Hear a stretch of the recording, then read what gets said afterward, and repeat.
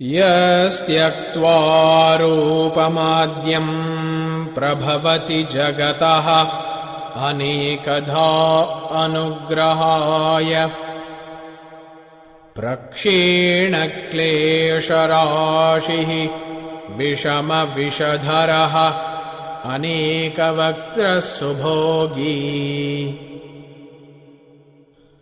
सर्वज्ञानप्रसूतिः भुजगपरिकरः प्रीतये यस्य नित्यम् देवो हीशः स वो व्यात्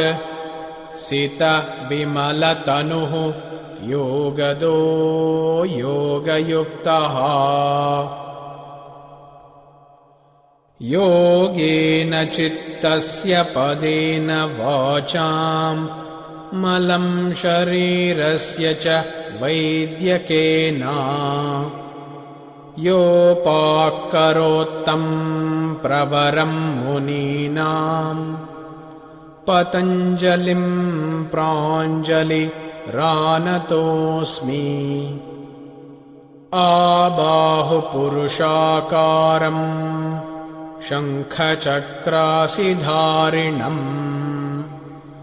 सहस्रशिरसं श्वेतं प्रणमामि पतञ्जलिम् श्रीमते अनन्ताय नागराजाय नमो नमः।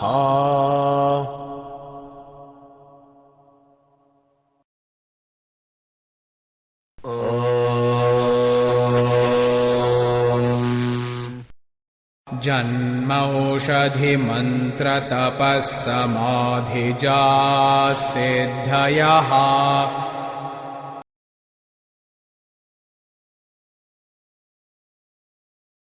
जन्मौषधिमन्त्रतपःसमाधिजाः सिद्धयः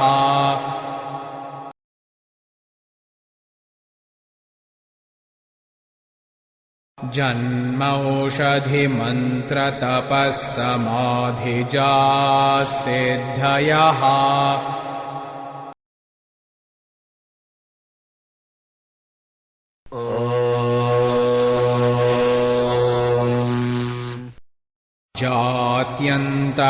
जात्यन्तरपरिणामः प्रकृत्या पुरात्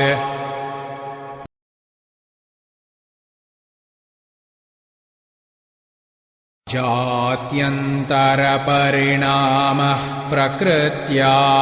पुरात्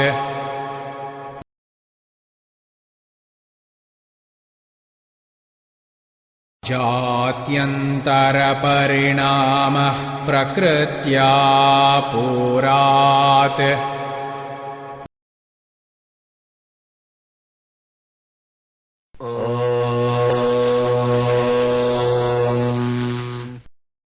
निमित्तमप्रयोजकं प्रकृतीनां वर्णभेदस्तु ततः क्षेत्रिकवत्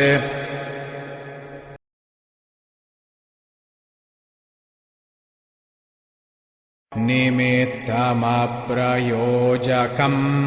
प्रकृतीनां वर्णभेदस्तु ततः क्षेत्रिकवत्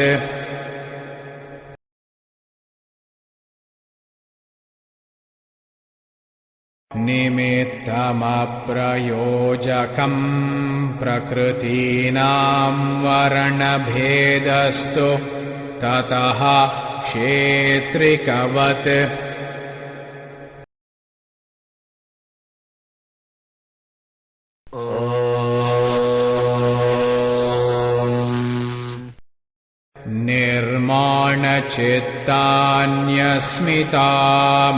निर्माणचित्तान्यस्मितामात्रात्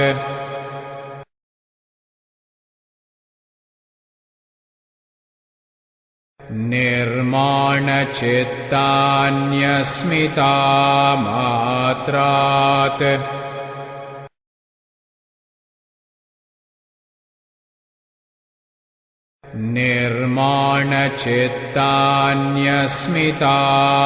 निर्माणचित्तान्यस्मितामात्रात्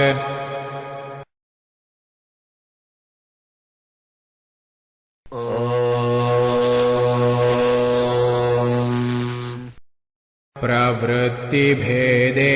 प्रयोजकम् चित्तमेकमनेकेषाम्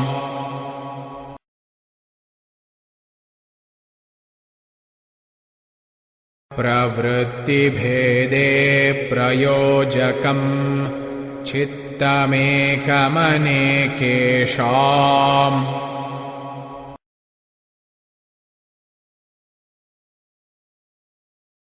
प्रवृत्तिभेदे प्रयोजकम् चित्तमेकमनेकेषाम्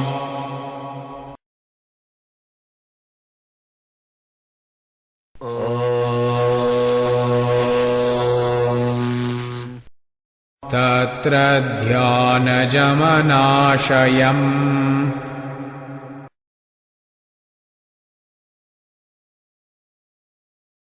तत्र ध्यानजमनाशयम्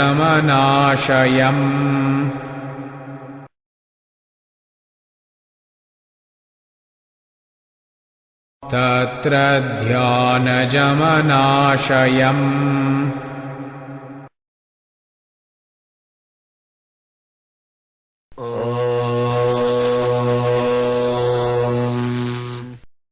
कर्मा शुक्ला कृष्णम् योगिनस्त्रिविधमितरेषाम्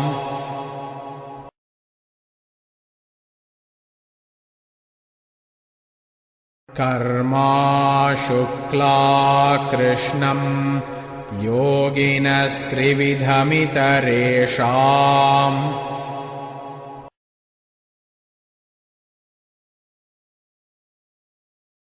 कर्मा शुक्ला कृष्णम् योगिनस्त्रिविधमितरेषाम्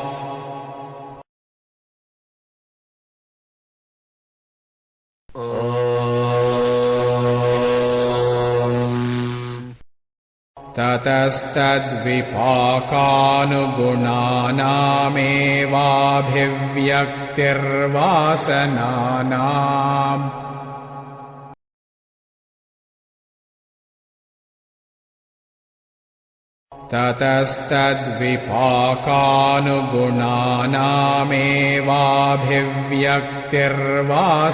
ततस्तद्विपाकानुगुणानामेवाभिव्यक्तिर्वासनानाम्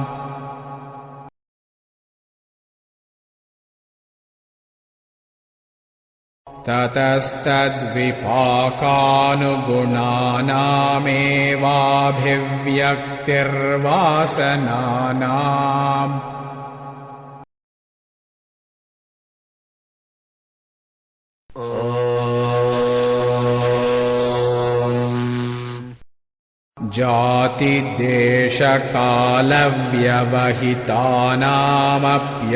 जातिदेशकालव्यवहितानामप्यानन्तर्यम् स्मृतिसंस्कारयोरेकरूपत्वात्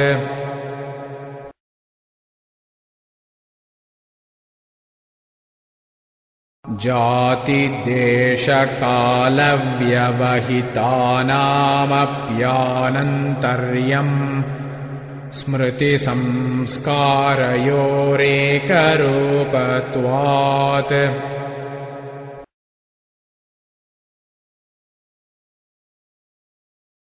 जातिदेशकालव्यवहितानामप्यानन्तर्यम्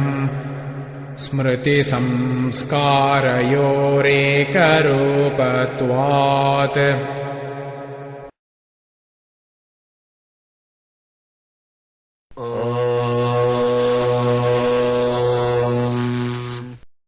तासामनादित्वं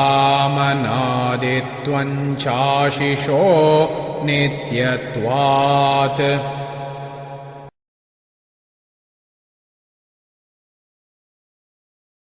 तासामनादित्वं चाशिषो नित्यत्वात्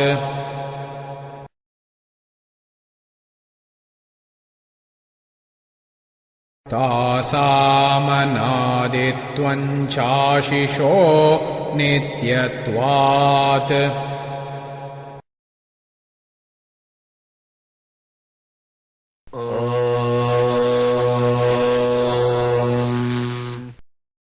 हेतुफलाश्रयालम्बनैः सङ्गृहीतत्वादेषामभावे तदभावः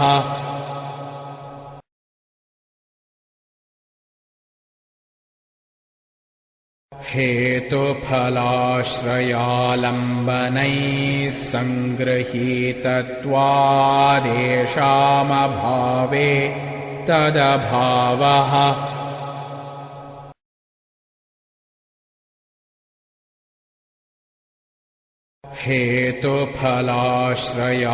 हेतुफलाश्रयालम्बनैः सङ्गृहीतत्वादेषामभावे तदभावः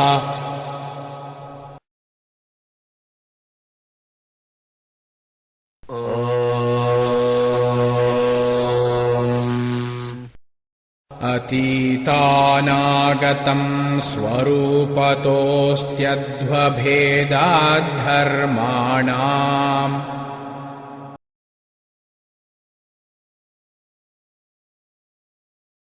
अतीतानागतं स्वरूपतोऽस्त्यध्वभेदाद्धर्माणाम्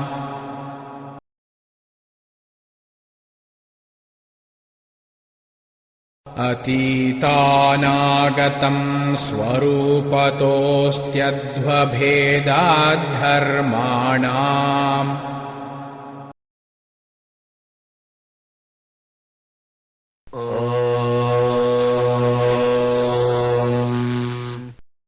ते व्यक्तसूक्ष्मा गुणात्मानः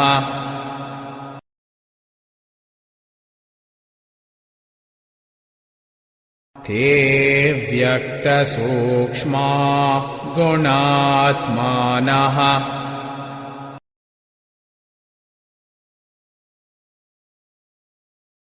ते व्यक्तसूक्ष्मा गुणात्मानः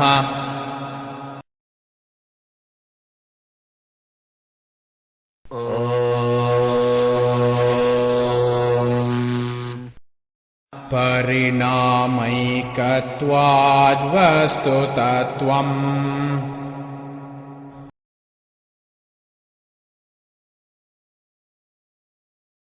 परिणामैकत्वाद्वस्तुतत्वम्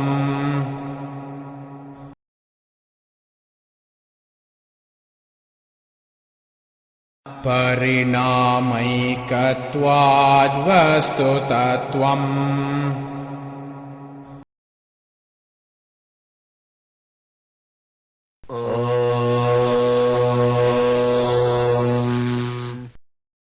वस्तुसाम्ये चित्तभेदात् तयोर्विभक्तः पन्थाः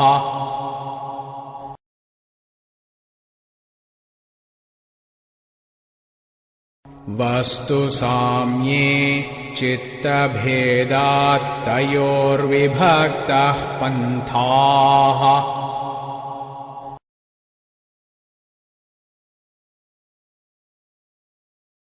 वस्तुसाम्ये चित्तभेदात् तयोर्विभक्तः पन्थाः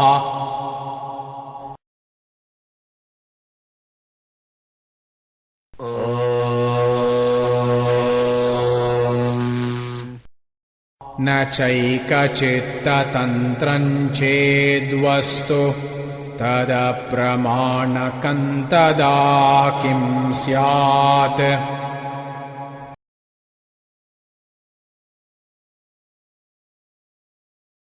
न चैकचित्ततन्त्रं चेद्वस्तु तदप्रमाणकं तदा किं स्यात्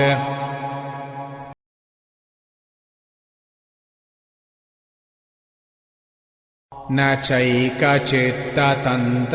चेद्वस्तु तदप्रमाणकं तदा किं स्यात्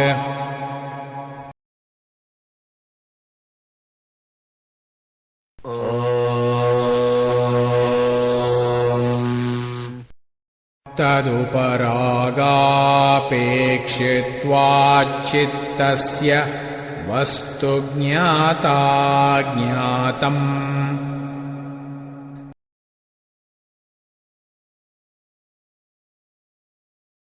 तदुपरागापेक्षित्वाच्चित्तस्य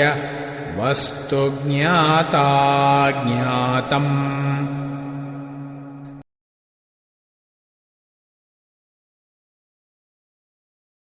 तदुपरागापेक्षित्वाच्चित्तस्य वस्तु ज्ञाताज्ञातम्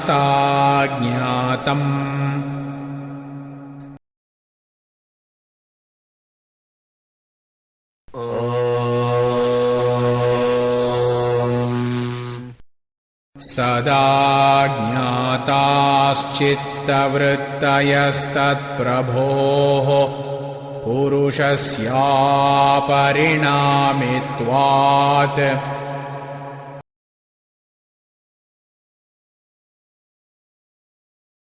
सदा ज्ञाताश्चित्तवृत्तयस्तत्प्रभोः पुरुषस्यापरिणामित्वात्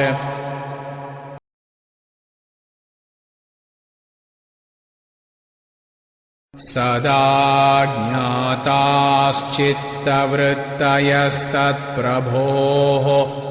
पुरुषस्यापरिणामित्वात्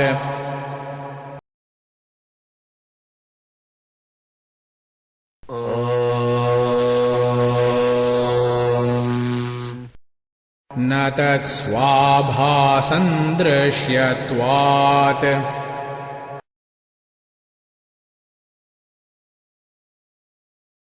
न तत्स्वाभासन्दृश्यत्वात्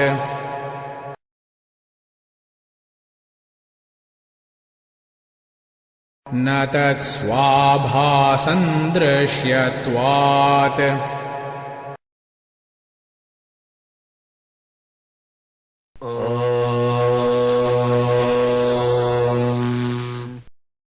एकसमये चोभयानवधारणम्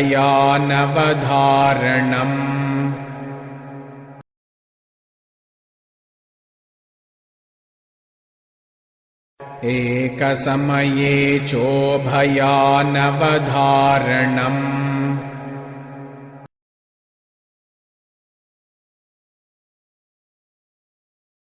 एकसमये चोभयानवधारणम्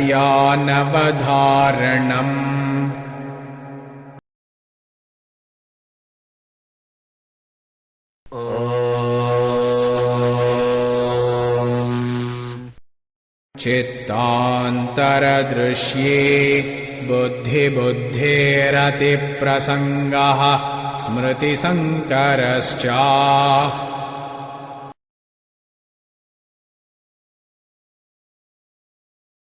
चित्तान्तरदृश्ये बुद्धिबुद्धेरतिप्रसङ्गः स्मृतिसङ्करश्च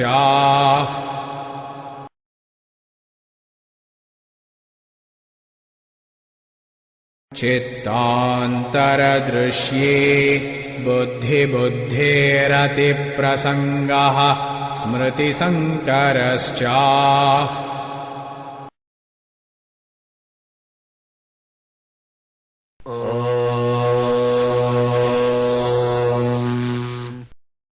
चितेरप्रतिसङ्क्रमायास्तदाकारापत्तौ स्वबुद्धिसंवेदनम्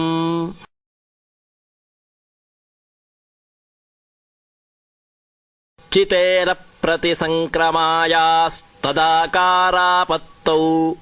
स्वबुद्धिसंवेदनम्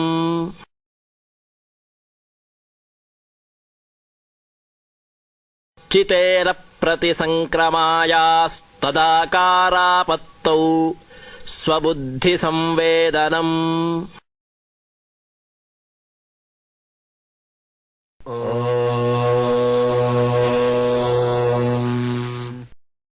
द्रष्टृदृश्ययोपरक्तं चित्तं सर्वार्थम्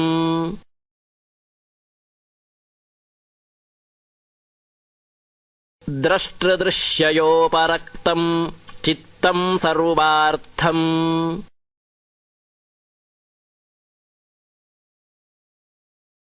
द्रष्टृदृश्ययोपरक्तं चित्तं सर्वार्थम्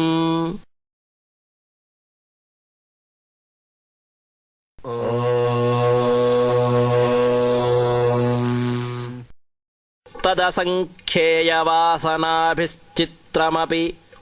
परार्थं संहत्यकारित्वात्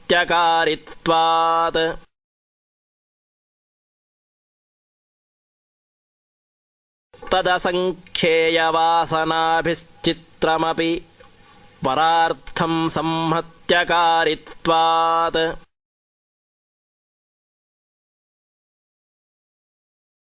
तदसङ्ख्येयवासनाभिश्चित्रमपि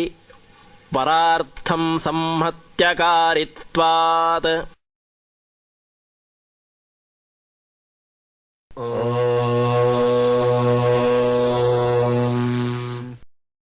विशेषदर्शिन आत्मभाव भावनाविनिवृत्तिः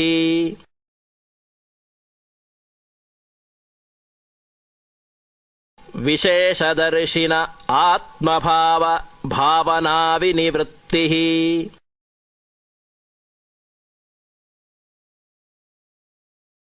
विशेषदर्शिन आत्मभाव भावनाविनिवृत्तिः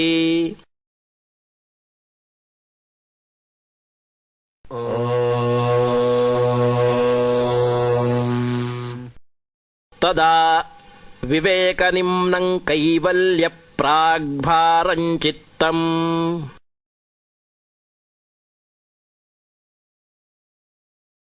तदा विवेकनिम्नं कैवल्यप्राग्भारं चित्तम्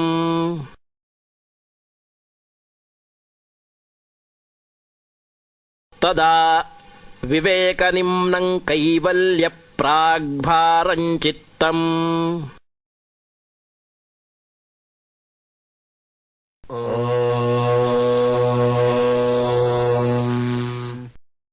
तच्छिद्रेषु प्रत्ययान्तराणि संस्कारेभ्यः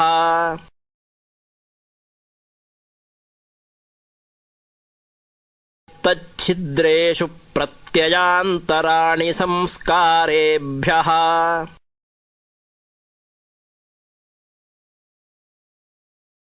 तच्छिद्रेषु प्रत्ययान्तराणि संस्कारेभ्यः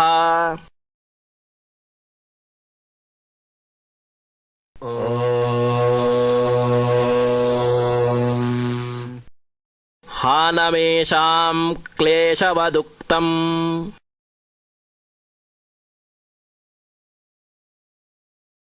हानमेषां क्लेशवदुक्तम्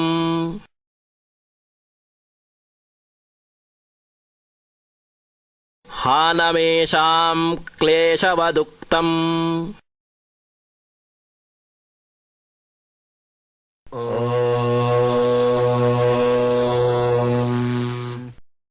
प्रसङ्ख्यानेऽपि अकुसीदस्य सर्वथा विवेकख्यातेर्धर्ममेघः समाधिः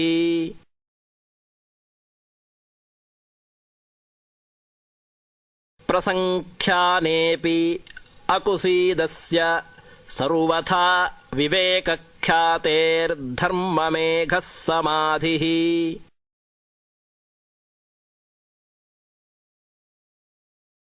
प्रसङ्ख्यानेऽपि अकुसीदस्य सर्वथा विवेकख्यातेर्धर्ममेघः समाधिः ॐ ततः क्लेशकर्मनिवृत्तिः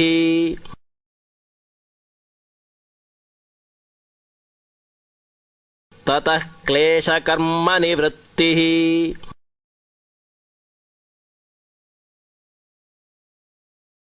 ततः क्लेशकर्मनिवृत्तिः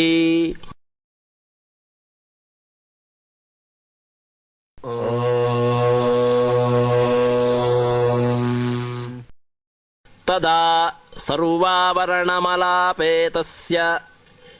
ज्ञानस्यानन्त्याज्ञेयमल्पम्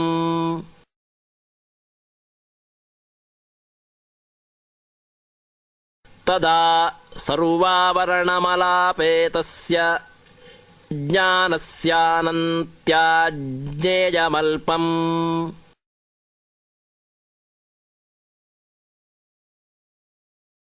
तदा सर्वावरणमलापेतस्य ज्ञानस्यानन्त्याज्ञेयमल्पम्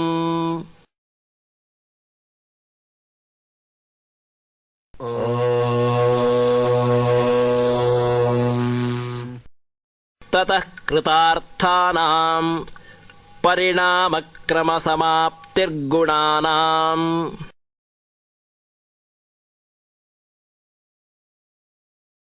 ततः कृतार्थानां परिणामक्रमसमाप्तिर्गुणानाम्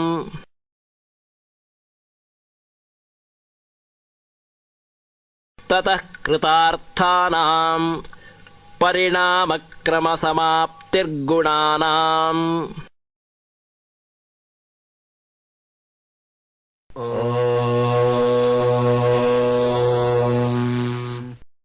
क्षणप्रतियोगी परिणामापरान्तर्निग्राह्यः क्रमः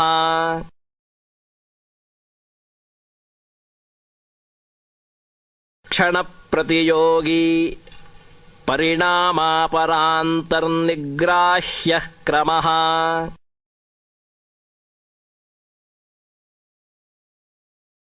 क्षणप्रतियोगी परिणामापरान्तर्निग्राह्यः क्रमः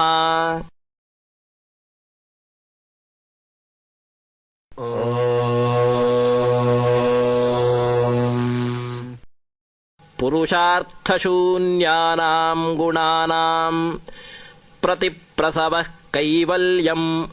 स्वरूपप्रतिष्ठा वा चितिशक्तिरिति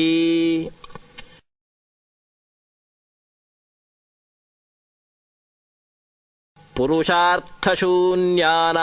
गुणानां प्रतिप्रसवः कैवल्यं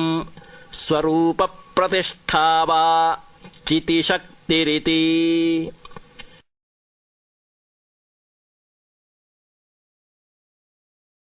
पुरुषार्थशून्यानां गुणानां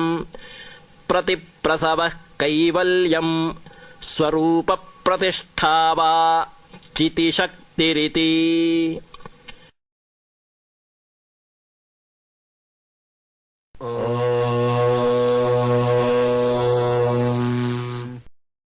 इति पातञ्जलयोगसूत्रे कैवल्यपादः चतुर्थः।